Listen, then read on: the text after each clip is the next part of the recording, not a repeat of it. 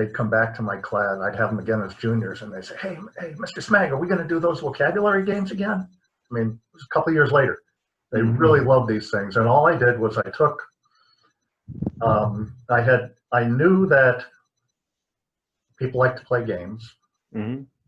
I knew that one effective way of teaching vocabulary was to focus on roots and affixes so that it's generative.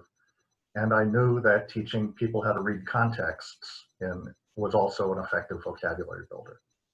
I combined those and I made up, I would like take a game like Jeopardy and I'd make a competitive game out of it conducted in groups. And they had to, but the items were all trying to figure out what words mean based on their components, their roots and affixes, and how they would appear contextually in sentences. And that was the competition. And it was one of the most popular things I've ever done. They worked great when I was the game host. And I created the time in my own curriculum to play them. And it didn't catch on. So it was a great practice for me. It doesn't seem to be a best practice that everybody uses. In fact, I don't know anybody who uses it.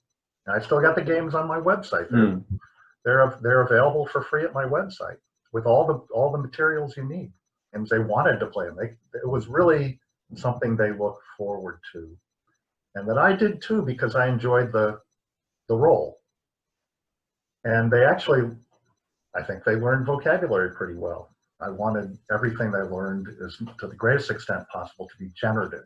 So I wanted metacognitive instruction, and so I thought that the roots and affixes and context clues approach, from all the vocabulary reading I was doing, those were things that taught people how to learn words. I guess the principles would be that the learning was metacognitive, at least I hope. The activities were social and enjoyable, so that vocabulary wasn't something they groaned about, but had fun with.